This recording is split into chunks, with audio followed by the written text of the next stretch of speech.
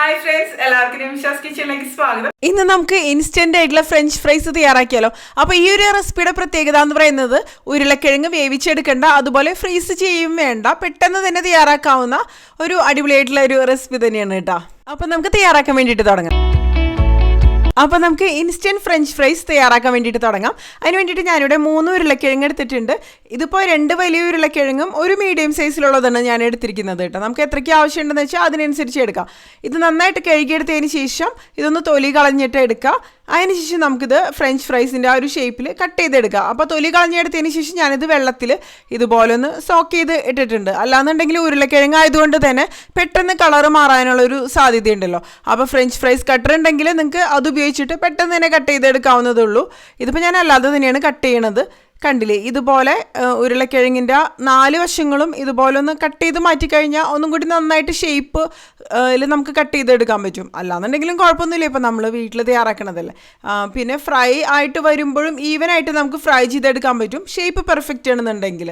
ഇനി നമുക്ക് ഇത് സ്ലൈസ് ചെയ്തെടുക്കുക. അതിനുശേഷം നമുക്ക് നീളത്തിലുള്ള കഷ്ണങ്ങളായിട്ട് മുറിച്ചെടുക്കുക. അപ്പോൾ എപ്പോഴും മുറിച്ചെടുക്കുന്ന സമയത്ത് അതായത് ഒരുപാട് തിക്കായിട്ട് മുറിച്ചെടുക്കണതിനേക്കാളും അതായത് ഒരു മീഡിയം തിക്നെസ്സോടുകൂടി മുറിച്ചെടുക്കുന്നതായിരിക്കും കൂടുതൽ നന്നായിട്ട് വരും. ഒരുപാട് തിക്കായാലും അതുപോലെ ഒരുപാട് തിന്നായിട്ട് വന്നാലും നന്നായിട്ട് വരില്ല. പിന്നെ അത്യാവശ്യം ഒരു തിക്നെസ് ഉണ്ടാകുമ്പോഴായിരിക്കും നന്നായിട്ട് വരിക. ഒരുപാട് തിന്നായി കഴിഞ്ഞിട്ടുണ്ടെങ്കിൽ പിന്നെ ഫ്രൈ ആയിട്ട് വരുമ്പോൾ അതൊന്നും കൂടി തിന്നായിട്ട് മാറും. കാരണം ഫ്രൈ ആയിട്ട് വരുമ്പോൾ ഒന്ന് ചുരുങ്ങി വരുമല്ലോ. ഞാൻ ഇതുപോലെ ഒന്ന് കട്ട് ചെയ്തെടുത്തിട്ടുണ്ട് കേട്ടോ, ഈ ഒരു രീതിയിൽ. ഇനി കട്ട് ചെയ്ത പീസസ് നമുക്ക് വെള്ളത്തിലേക്ക് ഇട്ട് കൊടുക്കാം. അതുപോലെ വെള്ളത്തിലേക്ക് ഇട്ട് കൊടുക്കുന്നത് ഇതിൻ്റെ സ്റ്റാർച്ച് കളയാനും കൂടി വേണ്ടിയിട്ടാണ് കേട്ടോ.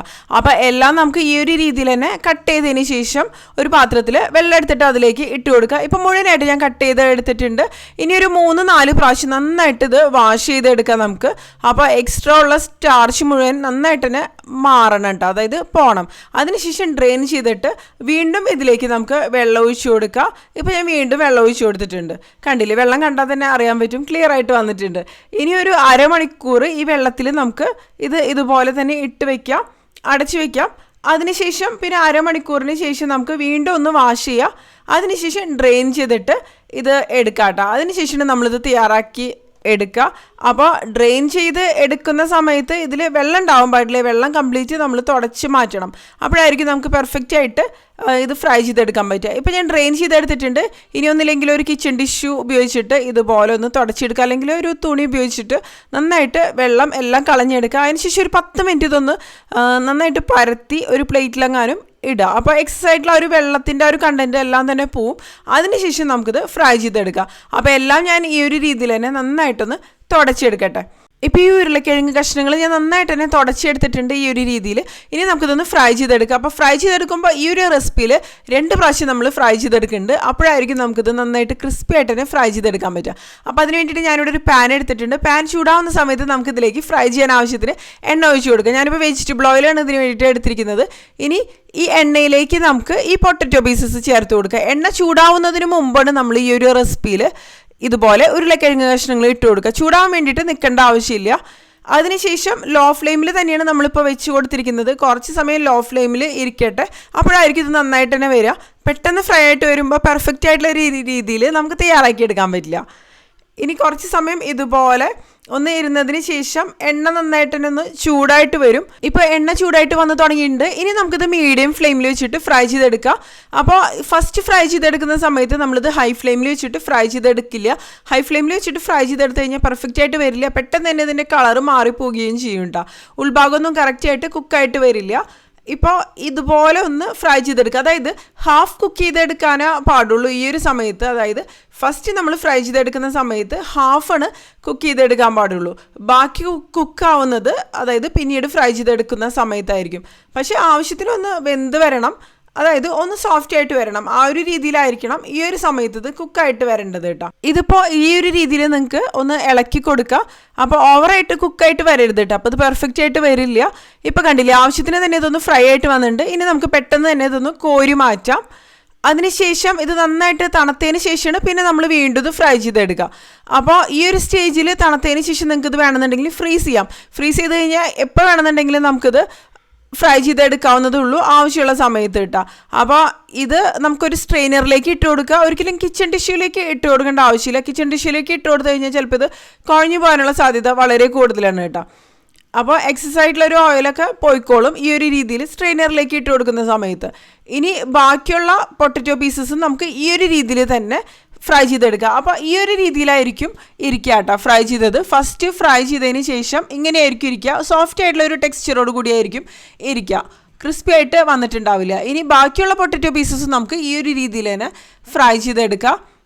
അപ്പോൾ എണ്ണയുടെ ചൂട് ശ്രദ്ധിക്കുക, എണ്ണയ്ക്ക് ചൂടുണ്ടാവരുത്. ആ ഒരു സമയത്തായിരിക്കണം നമ്മൾ പൊട്ടറ്റോ പീസസ് ഇതിലേക്ക് ഇട്ട് കൊടുക്കേണ്ടത്. സാധാരണ ഫ്രൈസ് ഒന്നും തയ്യാറാക്കുമ്പോൾ നമ്മൾ ഈ ഒരു രീതിയിലല്ലല്ലോ ചെയ്യുക. അതിനുശേഷം എണ്ണ ഇതുപോലെ ചൂടായിട്ട് വരുന്ന ഒരു സമയത്ത് നമുക്കിത് മീഡിയം ഫ്ലെയിമിലേക്ക് വെച്ച് കൊടുക്കാം. ഈ ഒരു രീതിയിൽ നമുക്ക് എല്ലാം ഫ്രൈ ചെയ്തെടുക്കാം. ഇതിപ്പോൾ കറക്റ്റായിട്ട് ഫ്രൈ ആയിട്ട് വന്നിട്ടുണ്ട്. കോരി മാറ്റണം കേട്ടോ ഞാനിപ്പോൾ. അപ്പോൾ ഇതുപോലെ തണുത്തതിന് ശേഷം ഫ്രീസ് ചെയ്ത് കഴിഞ്ഞാൽ 1 മാസമൊക്കെ വരെ നമുക്ക് ഫ്രീസറിൽ ഇത് കേടുകൂടാതെ സൂക്ഷിക്കാൻ പറ്റും.